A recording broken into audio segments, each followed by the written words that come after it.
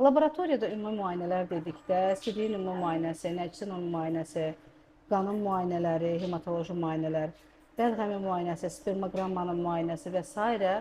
ümumi müayinələr yoxlanıla bilir.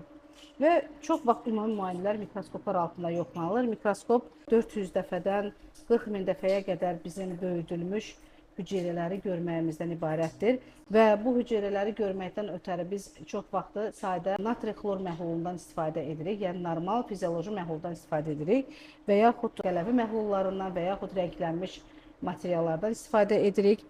Rənglənmiş materiallar dedikdə biz əşya şüşəsinin üzərinə fiksə edərək biomaterialı və onun üzərinə müxtəlif rəngləmə metodlarından, rəngləyici boyalardan istifadə edərək rənglədiyimiz əşya şüşələrini mikroskop altında rənglənmiş materialların üzərində hər hansı bir hüceyrələri müəyyən identifikasiyalar edirik və ayırd edirik. Hal-hazırda bizim mikroskopumuzun altında spermanın müayinəsi vardır. Spermanın ümumi müayinəsi nə deməkdir? Spermogramma analizi kişi cinsi orqanın ifrazatı sayılır ki, və bu mayalanmada iştirak edən əsas orqanizmin mayesidir.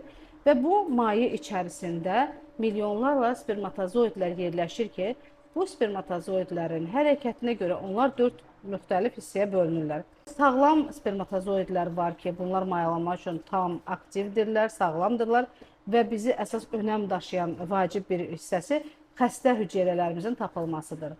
Əgər ki, bu mühitin içərisində xəstə hüceyrələrimizin sayı sağlam hüceyrələrin sayından çox olarsa da, gələcək ailənin uşaq olma ehtimalı çətinləşir.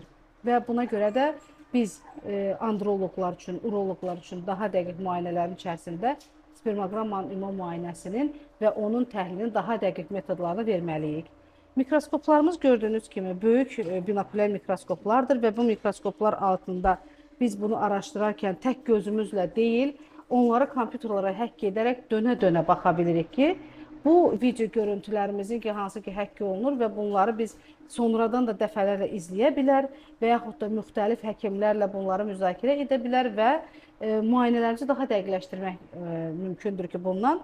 Bu da bizim həkimlər arasında güvənimizi artırır, laboratoriyamızın diaqnozun dəqiqliyini göstərir,